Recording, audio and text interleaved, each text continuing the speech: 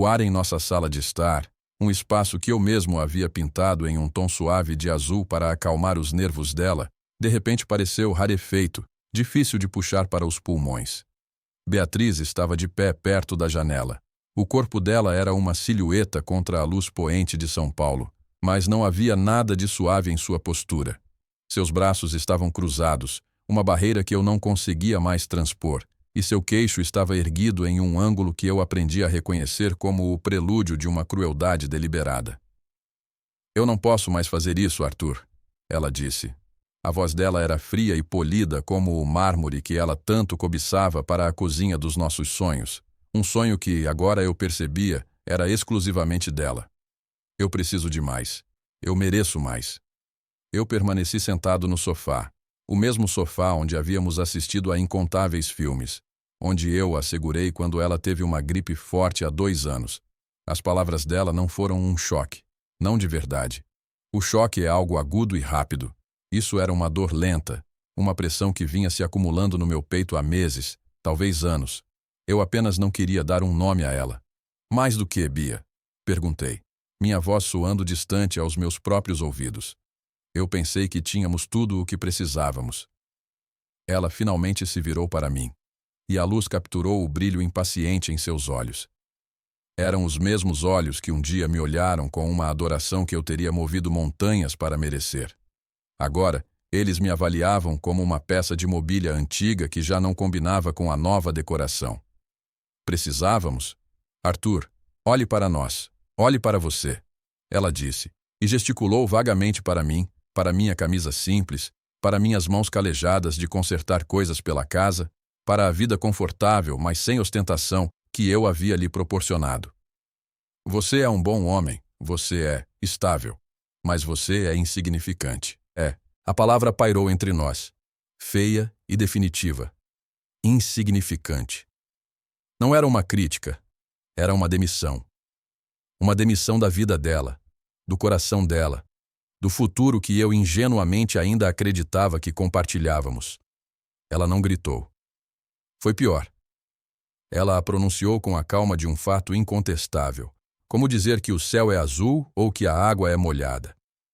"Ricardo está esperando lá fora", ela acrescentou, referindo-se ao seu chefe, um executivo do mercado financeiro com um sorriso predatório e um relógio que custava mais do que meu carro. "Ele entende o que significa viver, não apenas existir. Ele tem ambição." Eu olhei pela janela. A Mercedes preta e reluzente de Ricardo estava parada na frente da nossa modesta casa, um leão paciente esperando para levar sua presa. Ele não se deu ao trabalho de sair do carro. O desrespeito era tão claro quanto a palavra que ela acabara de usar. Eu me levantei. Meu corpo parecia pesado, cada movimento uma luta contra a gravidade da minha dor. Caminhei até ela, parando a um braço de distância. Eu queria dizer algo, qualquer coisa, para quebrar o feitiço daquela palavra terrível. Queria lembrá-la das promessas que fizemos, das risadas que compartilhamos, do homem que ela um dia amou. Mas quando olhei em seus olhos, não vi nada daquela mulher. Apenas uma estranha usando seu rosto. "Eu espero que você encontre o que está procurando, Beatriz." Foi tudo o que consegui dizer. Um lampejo de algo, talvez culpa, talvez apenas irritação por minha falta de drama, cruzou seu rosto. "Eu já encontrei", disse ela. Ela pegou a bolsa de grife do aparador, a chave do carro dela, que eu paguei, e caminhou até a porta sem olhar para trás. Eu a observei ir. Observei-a entrar no carro de luxo. Observei Ricardo se inclinar para beijá-la, um beijo de posse. E enquanto o carro se afastava, deixando-me no silêncio ensurdecedor de uma vida desfeita, uma única e fria certeza se instalou em mim. Ela achava que estava me deixando sem nada. Ela achava que estava trocando um homem insignificante por um império. Ela não tinha a menor ideia da magnitude do seu erro de cálculo. E pela primeira vez naquela noite, uma calma gélida começou a substituir a dor. Eu não iria lutar contra isso. Eu não iria implorar. Eu iria deixá-la ir e, no processo, eu a deixaria descobrir a definição mais verdadeira de insignificância. Ela só não sabia que a definição seria a dela. Nosso começo não tinha nada a ver com dinheiro ou status. conheci Beatriz em uma pequena livraria no bairro da Vila Madalena. Eu estava procurando uma primeira edição de um poeta que ambos amávamos, e ela estava trabalhando meio período para pagar a faculdade de design de moda. Trocamos olhares sobre uma pilha de livros de capa dura e a conversa fluiu tão facilmente quanto a chuva de verão. Ela era vibrante, cheia de sonhos sobre tecidos, texturas e de criar uma marca que fosse acessível, mas elegante. Eu, um analista de sistemas júnior na época, fiquei cativado não por suas ambições, mas por sua paixão. Nosso namoro foi simples: piqueniques no Parque Ibirapuera, longas caminhadas, jantares em cantinas barulhentas onde dividíamos uma garrafa de vinho e falávamos sobre tudo e nada. Casei-me com a mulher que ria das minhas piadas ruins, que segurava minha mão no cinema e que dizia que a coisa que mais amava em mim era a minha calma. "Você é minha âncora, Arthur", ela costumava dizer. "O mundo é caótico, mas você é sólido." Eu amava essa solidez. Eu vinha de uma família simples, onde o valor era medido pelo caráter, não pelo saldo bancário. Meus pais eram professores. Minha maior herança deles não foi dinheiro, mas um amor pela aprendizagem e uma ética de trabalho inabalável. No entanto, havia um segredo de família, uma anomalia na nossa história de modéstia. Meu avô materno, um homem quieto que viveu a maior parte de sua vida em um pequeno apartamento em Santos, havia sido um investidor incrivelmente astuto e profundamente discreto. Ele investiu em tecnologia muito antes de se tornar uma palavra da moda, comprando ações de empresas obscuras nos anos 80 que mais tarde se tornariam gigantes. Quando ele faleceu, eu tinha 25 anos, apenas começando minha carreira. Ele me deixou tudo. Não era uma fortuna gigantesca na época, mas era substancial. E veio com uma condição estrita, escrita em sua caligrafia tremida em uma carta que guardo até hoje. "Arthur, este dinheiro não é para ser exibido. É para ser uma fundação, não uma fachada. Use-o para construir uma vida de segurança, não de espetáculo. Não deixe que ele mude quem você é. Mantenha-o em segredo. Deixe-o crescer em silêncio e nunca, jamais use-o para impressionar alguém que não valoriza a alma antes do saldo." Levei o conselho dele a sério. Com a ajuda de um consultor financeiro suíço recomendado por ele, transferi a herança para uma conta em Genebra. Nos anos seguintes, continuei a investir discretamente, seguindo a filosofia do meu avô de apostar em inovação e paciência. O dinheiro cresceu, silenciosamente, exponencialmente, tornando-se uma montanha de segurança que ninguém, nem mesmo Beatriz, conhecia. Eu nunca toquei nele. Continuei vivendo com o meu salário, acreditando que o verdadeiro teste do conselho do meu avô era provar que eu não precisava daquele dinheiro para ser feliz ou bem-sucedido nos meus próprios termos. Por 10 anos pareceu que eu estava certo. Beatriz e eu construímos uma vida. Eu a apoiei quando ela quis largar o emprego para abrir sua própria boutique online. Usei minhas economias, do meu salário, não da Suíça, para financiar seu estoque inicial. Celebrei seus pequenos sucessos e a consolei em seus fracassos. Nós éramos uma equipe. A mudança foi gradual, quase imperceptível no início. Começou quando seus amigos da indústria da moda começaram a se casar com banqueiros, advogados corporativos e herdeiros. De repente, nossos jantares tranquilos foram substituídos por conversas sobre viagens a Aspen, reformas de apartamentos de cobertura e a última rodada de demissões em alguma empresa de tecnologia. Beatriz começou a falar uma nova língua, a língua da comparação. A Luciana e o Marcos compraram uma casa de veraneio em Ilhabela. Ela dizia casualmente: "Oh, você viu o anel que o Felipe deu para a Camila? O diamante é do tamanho de um cubo de gelo." Eu sorria e dizia coisas como: "Que bom para eles." Sem entender que ela não estava compartilhando notícias, estava apresentando um relatório de deficiências. As minhas. Minha calma, que ela antes chamava de âncora, agora era rotulada como falta de ambição. Meu trabalho estável como analista sênior, que pagava nossas contas e financiava seus sonhos, tornou-se um beco sem saída. A casa modesta que havíamos transformado em um lar tornou-se pequena demais. Ela começou a me empurrar para me arriscar mais, para buscar aquela promoção executiva, para entrar no jogo. Eu tentei explicar que estava feliz, que valorizava meu tempo livre, nossa vida sem estresse.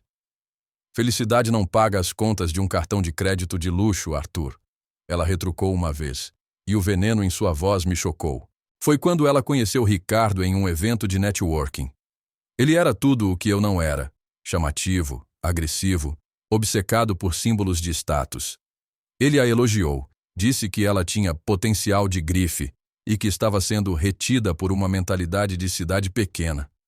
Ela bebeu cada palavra como se fosse um champanhe caro. Nos últimos meses antes de ela me deixar, a casa se tornou um palco para suas insatisfações. Ela criticava minhas roupas, o carro que eu dirigia, os restaurantes que eu escolhia. Ela parou de me tocar. Nossos jantares se tornaram interrogatórios sobre por que eu não estava fazendo mais, sendo mais, ganhando mais. Eu me senti como um réu em um julgamento onde o veredito já havia sido decidido. E o crime era ser eu mesmo. A palavra insignificante não surgiu do nada naquela noite. Foi o culminar de anos de pequenos cortes, de uma erosão lenta e constante da mulher que eu amava, substituída por uma caricatura de ambição vazia. Ela não estava apenas me deixando. Estava tentando aniquilar a versão de mim que a lembrava de um tempo em que ela mesma era feliz com menos. Ela precisava que eu fosse pequeno para que sua decisão de buscar o que era grande e brilhante parecesse justificada. E na minha dor, eu tomei uma decisão. Eu a deixaria acreditar na mentira que ela havia criado. Por um tempo. O silêncio que se seguiu à partida de Beatriz foi absoluto.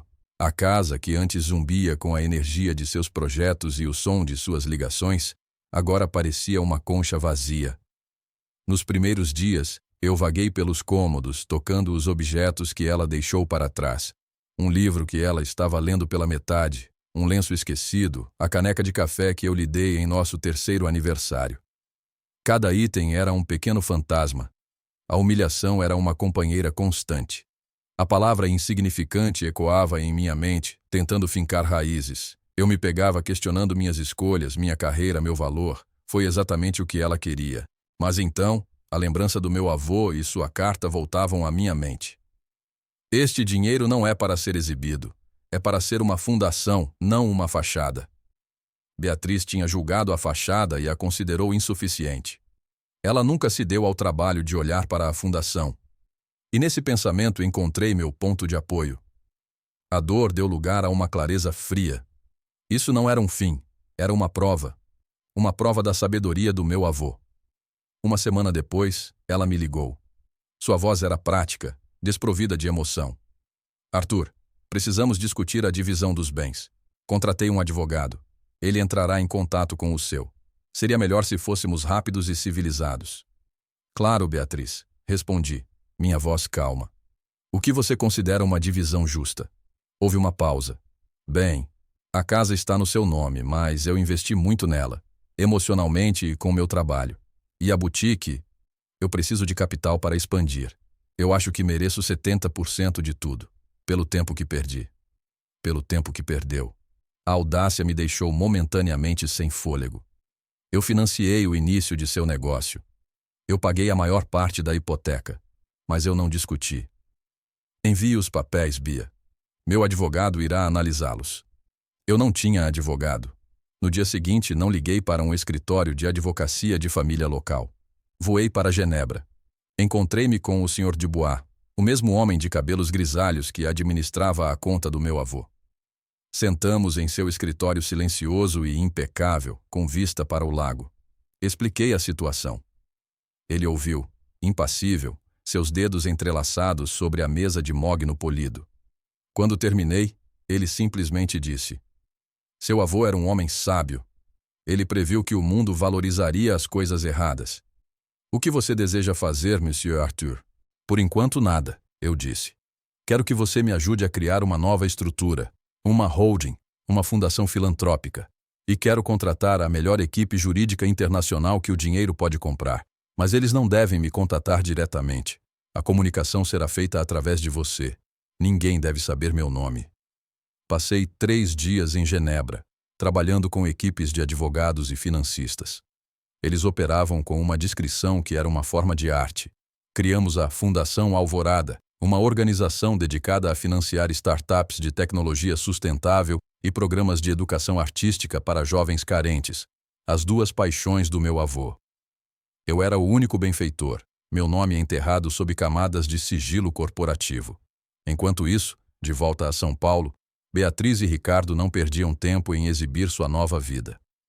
Suas redes sociais se tornaram uma vitrine de ostentação, jantares em restaurantes com estrelas Michelin, fins de semana em resorts de luxo, fotos deles brindando com champanhe em um iate, com a legenda "Vivendo a vida que merecemos". Em uma foto, ela estava usando um colar de diamantes que eu sabia que custava uma fortuna. Ela o marcou, agradecendo a Ricardo por finalmente ver meu valor. A ironia era tão espessa que eu podia senti-la. Eu observei tudo de longe, de uma nova conta anônima. Cada postagem era mais um tijolo na parede da narrativa dela. Ela havia escapado de uma vida medíocre para o glamour que sempre esteve destinado a ela. Seus amigos comentavam com admiração: "Você está radiante. Tão feliz por você ter encontrado a verdadeira felicidade." Ninguém questionou. Ninguém parecia se lembrar de mim. Eu havia me tornado, como ela desejava, insignificante. Seu advogado enviou a proposta de divórcio. Era agressiva e cheia de linguagem depreciativa sobre minha falta de contribuição para o potencial de ganhos dela. Eles exigiam a casa, meu carro e uma pensão alimentícia substancial para manter o estilo de vida ao qual ela se acostumou. Eu instruí o Sr. Dubois a contratar um advogado modesto em São Paulo para me representar. Ele recebeu instruções simples: não contestar nada, aceitar todos os termos. A única coisa que pedi para manter foram meus livros, as ferramentas do meu pai e as fotos da minha mãe. O advogado de Beatriz ficou chocado com a minha capitulação. Ela, eu imagino, ficou exultante. Ela tinha vencido. Ela havia me esmagado, me despido de tudo o que tínhamos construído juntos e estava livre para voar. O divórcio foi finalizado em tempo recorde. Assinei os papéis finais em um escritório anônimo, sentindo um peso sendo tirado não apenas da minha vida, mas da minha alma. Eu estava livre do julgamento dela. No dia em que entreguei as chaves da casa, ela estava lá com Ricardo. Ele ficou de braços cruzados, um sorriso presunçoso no rosto. Beatriz pegou as chaves da minha mão sem me tocar. "Sem ressentimentos, Arthur. É apenas negócio", disse ela. "Eu sei", respondi. E pela primeira vez eu quis dizer isso, porque o que estava por vir não era sobre ressentimento. Era sobre reequilibrar a balança. Eles pensaram que o jogo havia acabado. Na verdade, eu estava apenas arrumando as peças no tabuleiro. Os 6 meses seguintes foram um exercício de paciência e precisão.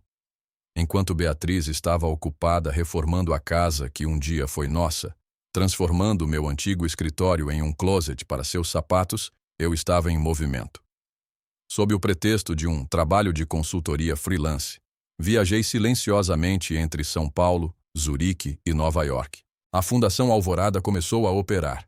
Nosso primeiro ato foi uma doação anônima e substancial para o Museu de Arte de São Paulo, especificamente para a ala de artistas emergentes. Foi uma medida calculada. Beatriz e Ricardo adoravam frequentar os eventos de gala do MASP. Era o auge do prestígio social para eles. Em seguida, a fundação começou a investir.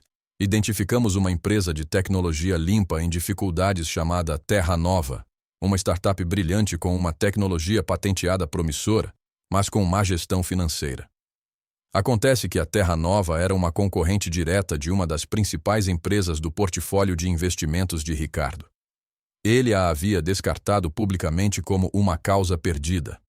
Através de uma série de transações complexas e anônimas, a Fundação Alvorada adquiriu uma participação majoritária na Terra Nova. Injetamos capital, instalamos uma nova equipe de gestão, os melhores do setor, e demos a eles um mandato simples: inovar sem restrições. Enquanto isso, eu estava mudando minha própria vida. Vendi meu apartamento modesto e, usando uma pequena fração dos meus fundos, comprei uma cobertura espetacular com vista para o Parque Ibirapuera. Era o tipo de lugar que Beatriz sonhava, mas eu o decorei não com a ostentação que ela amava, mas com uma elegância discreta. Arte original, móveis de design limpo e uma biblioteca do chão ao teto cheia dos livros que eu havia resgatado do meu antigo eu. Eu não postei fotos. Ninguém sabia que eu morava lá. O anonimato era meu maior luxo. O ponto de virada começou a se materializar. A Terra Nova, sob nova liderança e com financiamento robusto, anunciou um avanço tecnológico que abalou o mercado.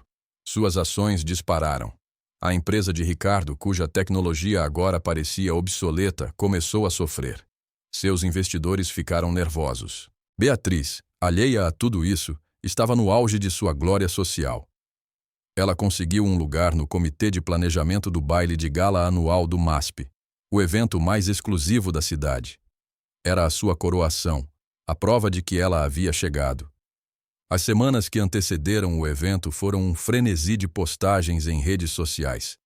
Provas de vestidos, prévias da decoração, menções a convidados de honra. Eu sabia que precisava que o clímax fosse lá. Era o palco perfeito. Através da Fundação Alvorada, fiz a maior doação da história do gala, garantindo o status de patrocinador principal. A doação veio com uma condição. O patrocinador permaneceria anônimo até a noite do evento, quando um representante faria um breve discurso. O comitê, incluindo Beatriz, concordou com entusiasmo. O mistério só aumentava o burburinho. Na semana do baile, Beatriz e Ricardo enfrentaram seus primeiros ventos contrários reais. As ações da empresa de Ricardo despencaram após um relatório de lucros desastroso. Boatos começaram a circular sobre sua liderança. Ele foi visto em reuniões tensas, seu sorriso de predador substituído por uma expressão preocupada. Beatriz postou menos. As legendas otimistas foram substituídas por citações vagas sobre superar desafios. Eu os observei de longe, sentindo não prazer, mas uma espécie de justiça gravitacional, como se o universo estivesse finalmente corrigindo um desequilíbrio. Eu não estava fazendo nada para eles. Estava simplesmente construindo minha própria vida. O fato de que a ascensão da minha fundação coincidia com a queda deles era uma consequência de suas próprias escolhas míopes. Eles haviam apostado em fachadas, enquanto eu havia investido em fundações. Na noite do gala, vesti um smoking feito sob medida. Olhei para meu reflexo no espelho da minha nova casa. Eu não via um homem insignificante. Eu via o neto do meu avô. Um homem que entendia que o verdadeiro poder não está no que você mostra, mas no que você constrói em silêncio. Peguei o discurso que havia preparado, não mais do que alguns parágrafos, e desci para encontrar o carro que me esperava. A noite estava prestes a começar.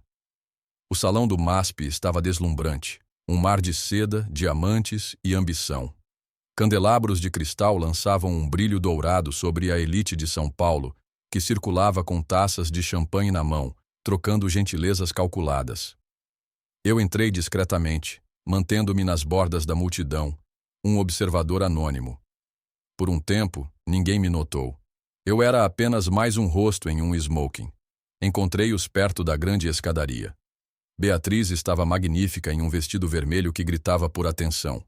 Ricardo estava ao seu lado, o sorriso dele um pouco forçado, a preocupação visível em seus olhos, apesar de seus melhores esforços. Eles estavam no centro de um círculo de admiradores, Beatriz rindo um pouco alto demais, segurando o braço dele como se fosse uma âncora em um mar tempestuoso. Então, ela me viu. Seus olhos se arregalaram por uma fração de segundo, uma mistura de choque e desdém. Ela se inclinou e sussurrou algo para Ricardo. Ele se virou e um sorriso de escárnio se espalhou por seu rosto. Eles se desculparam de seu círculo e caminharam em minha direção. Arthur, que surpresa, disse Beatriz, a voz dela pingando falsa simpatia. Eu não sabia que você frequentava este tipo de evento. A implicação era clara. O que um homem insignificante como eu estava fazendo em seu playground? É uma noite especial, respondi calmamente, meu coração batendo firme e forte. Ricardo me olhou de cima a baixo. É bom ver que você está se recuperando. O divórcio pode ser difícil, disse ele, como se estivesse me oferecendo a sabedoria de um ser superior. Beatriz me contou que você foi muito cooperativo. É bom saber que você entendeu seu lugar. Foi nesse momento que o diretor do museu, um homem distinto chamado Dr. Alves, aproximou-se de nós. Seu rosto se iluminou quando me viu. Ah, aqui está você. Estávamos procurando por você, disse ele, ignorando completamente Beatriz e Ricardo. Ele estendeu a mão. Dr. Alves, em nome de todo o MASP, quero expressar nossa mais profunda gratidão. Sua generosidade é sem precedentes. A confusão no rosto de Beatriz era uma obra de arte. Desculpe, Dr. Alves, vocês se conhecem? Ela interveio. Dr. Alves sorriu.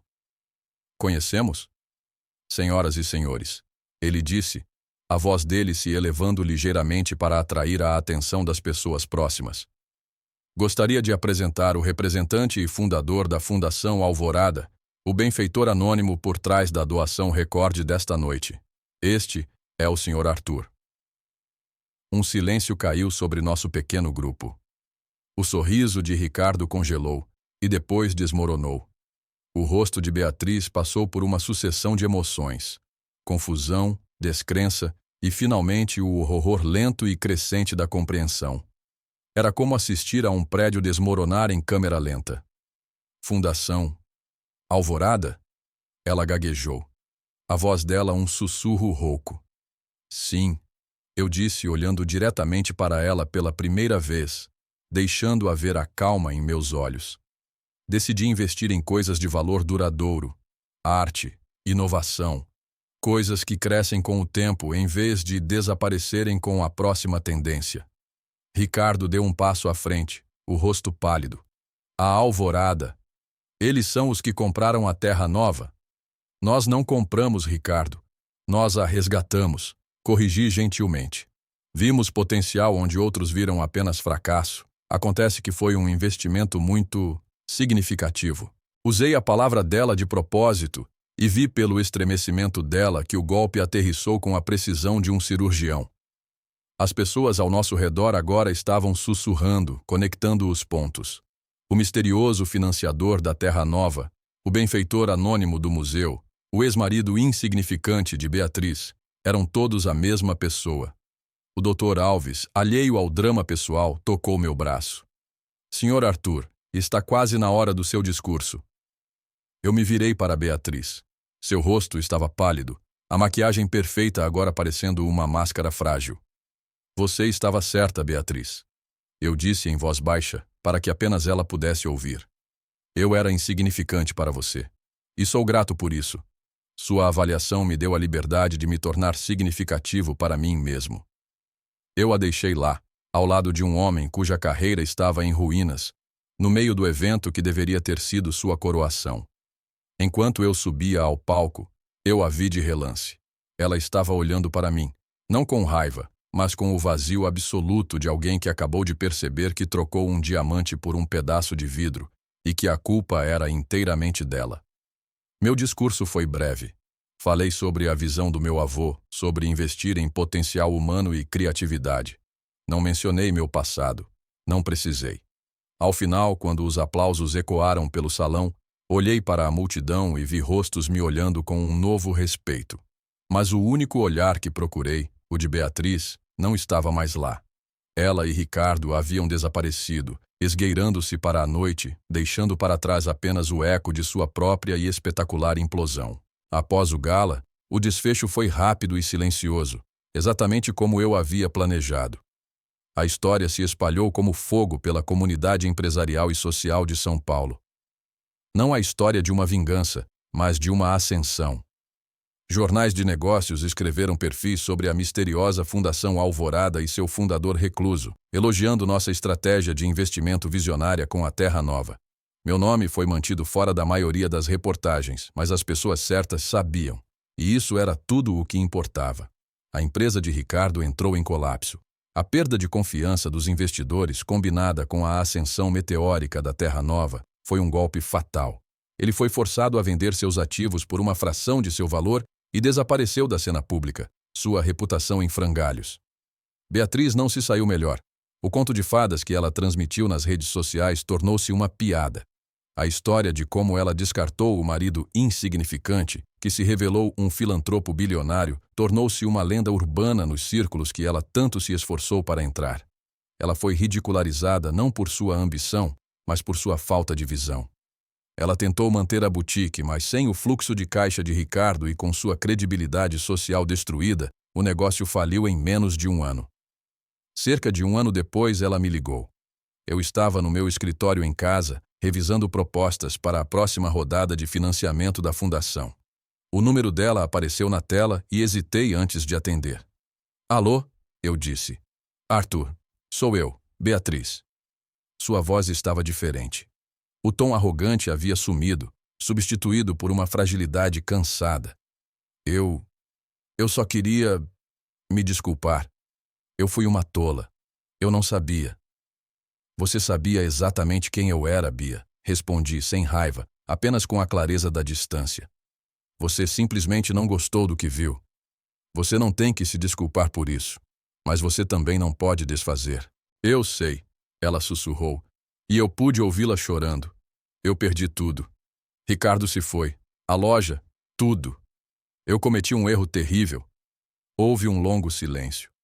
A parte antiga de mim, o homem que um dia a amou, sentiu uma pontada de pena. Mas o homem em que me tornei sabia que a pena não a ajudaria. Eu desejo a você o melhor, Beatriz. De verdade, eu disse. Espero que você encontre a felicidade, uma que não dependa do que os outros pensam ou do que você possui. E então, eu desliguei. Foi a última vez que falamos. Minha vida, em contraste, floresceu. A Fundação Alvorada se tornou uma força para o bem, ajudando dezenas de jovens artistas e empreendedores a realizarem seus sonhos. Encontrei uma alegria profunda em usar a herança do meu avô exatamente como ele pretendia, como uma fundação para o sucesso de outros. Eu não mudei quem eu era.